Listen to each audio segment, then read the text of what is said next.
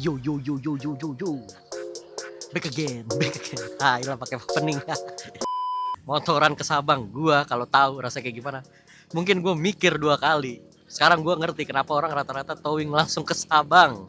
Gue tuh mulai perjalanan dari Padang. Langsung towing karena ada beberapa urusan dulu. Jadi mau nggak mau motor gue dibawa sama Ready dari Jakarta. Start dari Padang, ngerasain jalanan Sumatera yang ya mungkin beberapa part kita nemuin juga di Jawa, maksudnya pada akhirnya jalanan sama kayak gitu ya, cuma budayanya, cara orang-orang bawanya, kemudian ada beberapa yang kondisi-kondisi yang mungkin ya emang kita temuin di Sumatera, itu pengalaman yang berkesan banget sih buat gue. Kayaknya kalau setelah menjalani jalanan Sumatera tuh kayak wah udah nih tamat nih gue nih jadi anak motor, sisanya gue pede-pede aja mau dibawa manapun. Nah, jalan ke Sabang dan kemudian gua dari Padang ke Sabang, kemudian gua end up di Palembang, selesai di Palembang. Dari Palembang gue naik pesawat lagi. Itu rasanya bosen banget ngeliat jalan, jujur bosen. Lu yang namanya ngeliat aspal sehari 8 jam, udah gitu RC kita tega banget. Kita bener-bener digeber tiap hari riding 8 jam, gak ada istirahat. Makanya itu yang mungkin secara mental pengaruh banget. Jadi di sini tuh bukan cuma masalah fisik yang lo harus siapin, fisik jelas lo harus siap. Ketemu panas banget, ketemu hujan terus-terusan. Yang kedua, lo juga harus siapin mental karena rasanya ngelihat jalanan, lo ngelihat kilometer 2000 kilometer lagi tapi nggak turun-turun, itu juga ngaruh banget ke mental. Rasanya kayak wah, ini kapan abisnya nih? Kapan ujung aspalnya nih? Karena kita di Sumatera, jauh banget ke ujung aspal. Ujung aspal ada di Pondok Gede. Kondisi jalan di Sumatera tuh beda-beda. Terutama bukan kota sih. Kalau gue biasanya ciriinnya tuh provinsi. Kerasa banget tuh emang tiap provinsi jalannya beda-beda. Dari gue nggak nyobain Lampung, gue nggak nyobain Bengkulu memang karena emang gue start di Padang. Tapi Padang tuh jalannya bagus banget, mulus dari Padang tempat gue start riding sampai ketemu Sumatera Barat dengan Sumatera Utara itu top banget sih jalannya. Dengan view yang keren banget, kontur jalanan yang seru banget, meliuk-liuk, jalanannya halus banget, itu asik banget. Kalau di Sumatera Utara juga bagus, cuma emang masih ada lubang-lubang sedikit. Itu sama kayak di Aceh. Aceh juga sama, jalannya juga mungkin gue bisa bilang 60-70% bagus, sisanya tinggal lubang-lubang dan sapi di tengah jalan. Itu memang cukup ngagetin karena ada tuh yang kejadian sapi di pinggir jalan. Gue kira mau nyebrang, taunya mau nyeruduk gue. Karena dikiranya wah selevel nih ya kan, kalau ngeliat bebek kan bebek lewat ya kan, kalau gini wah temen nih gue mau diseruduk cuy.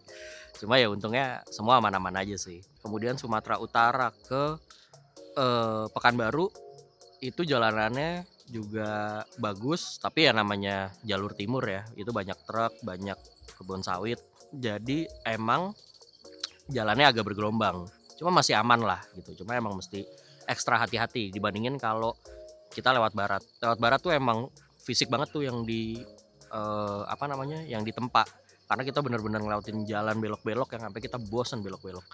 Kalau di timur cenderung lurus, tapi memang jalannya bergelombang karena banyak truk ngerem. Masuk Pekanbaru oke, Jambi juga masih oke, jalanannya masih ya jalan bergelombang aja. Yang parah memang Palembang. Kalau gue biasa nyebutnya tuh jalan yang gelombang, biasanya kanan kirinya gelombang karena beban dari truk. Biasanya tuh masih aman, masih bisa kanan kiri. Kalau yang ini gue nyebutnya udah jalur Tamiya, benar-benar harus ada di jalur situ, nggak bisa ke kanan kiri. Wah itu parah banget, udah panasnya juga parah banget ya kan, benar-benar itu yang salah satu jalan yang bikin gue kapok ke Sumatera. Di Palembang gue cuma ngerasain wah dikit lagi nih Palembang, dikit lagi nih Palembang, bentar lagi gue flight naik pesawat, selesai penderitaan gue. Gue ke Sabang naik Versys, dan diantara teman-teman yang lain pakai Matic, jajan pakai Bobber, gue pakai Adventure, dan emang bener gue ngerasain enak banget naik Adventure. Ya itu kondisi jalan kadang ada yang mulus, ada yang enggak, ketemu lubang dan segala macam di jalan, kita nggak ada yang tahu. Kadang lubangnya lubang-lubang happy birthday gitu, kita tiba-tiba wah happy birthday gitu, ada lubang tengah-tengah yang nggak sempat ngindar dan segala macam. Itu sih maksudnya, emang gue akhirnya gue baru mengamini atau mengiyakan kata-kata orang kalau untuk jalan jauh naik adventure. Gue nggak terlalu pusing mikirin kondisi jalan, gue nggak terlalu, dan nyaman terutama gitu. Jadi nggak terlalu berasa pegel. Mungkin kalau misalnya gue naik Matic mungkin akan kejadian kayak teman-teman gue yang ketiduran tengah jalan. Itu bahaya banget, emang itu bahaya banget. Cuma ya emang itu kondisi yang nggak bisa dihindarin gitu. Karena kita mau rest mungkin hampir setiap 1 jam kita ngeres, 1 jam kita ngeres. Nggak nyampe kalau kayak gitu. Itu sih naik adventure emang ya gue mengiyakan. Orang-orang bilang naik adventure itu untuk jalan jauh, nyaman banget, mantap banget, nggak capek, nggak ngantuk karena ada mainannya, terutama mainan di kaki dan di tangan kiri. Kalau enggak mungkin gue udah ketiduran. Naik ini aja masih ada ngantuk-ngantuknya bro, apalagi kita naik X-Max yang bisa nyender. Wah kelar sih gue. Dari semua jalan yang gue laluin, jalan yang paling bikin gue berkesan itu adalah antara Melabuh ke Aceh. Wah gue benar-benar emes sih ngelihat itu jalan ya. Abis lo ketemu hutan, bukit yang naik gunung, liuk-liuk. Gue lupa inget tuh jalannya mana, tapi nggak terlalu jauh dari Aceh. Pokoknya jalanan sebelum ketemu gunung terakhir kita mau masuk Banda Aceh. Sebelum Banda Aceh, ya mungkin karena udah capek juga kali ya ketemu jalan liuk-liuk, tiba-tiba lo ketemu jalan yang wah itu keren banget sih. Kalau lo riding lo harus cobain jalan itu.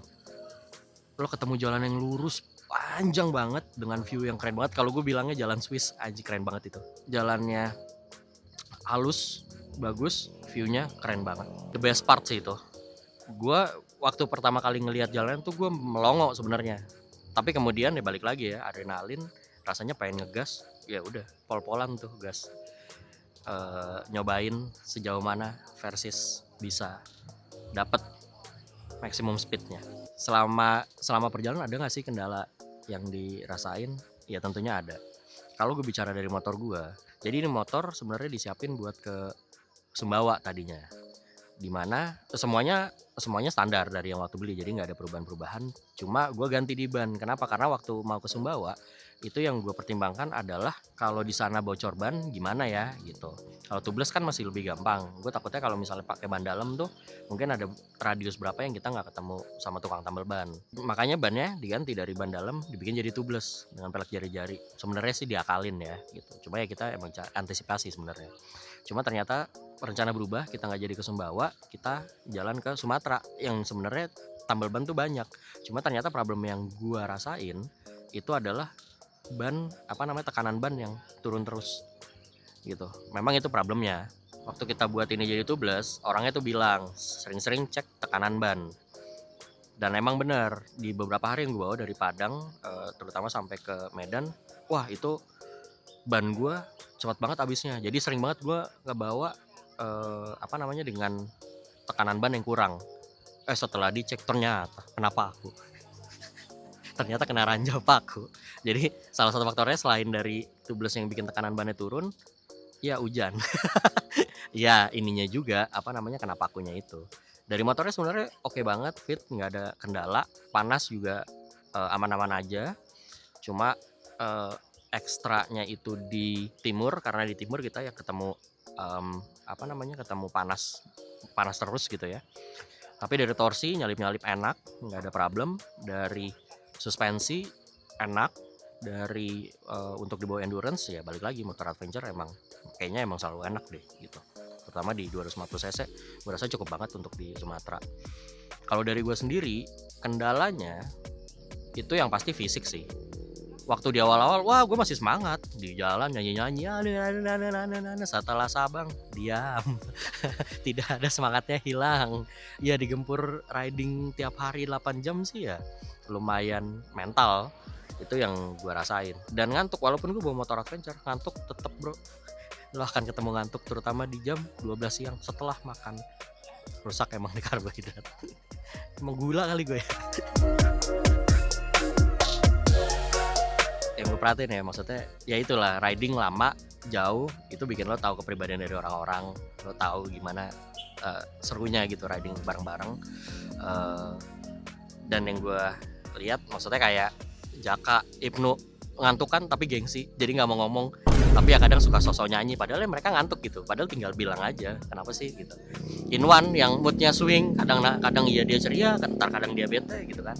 Jejen juga rata-rata sih yang gue lihat adalah anak-anaknya gengsian. Lo lapar, lo capek, lo haus, nggak ada yang mau ngomong. Jadi ujung-ujungnya ya itu, ntar jadi tiba-tiba jadi bete sendiri. Tapi ya itulah namanya jalan, kita gak ada yang tahu. Ya tetap secara dominan serunya daripada bete-bete. Ya biasalah bumbu-bumbu Royco dikit lah namanya di jalan ya. Lo riding deket aja bisa kejadian kayak gitu, apalagi ya riding jauh. Oke, kira-kira itu sih pengalaman gua ke touring ke Sabang. 360, ya nggak 360 sih. Orang-orang bilang 180, cuma ya udahlah, namanya gue udah ngerasain medan Sumatera kayak gimana. DNF ku tak peduli, yang penting gue punya ijazahnya untuk di 0 km Sabang. Oke, sampai situ aja kira-kira experience gue. Tetap comment, like, and subscribe channel ANZ Adventurin. ANZ Adventurin, laju.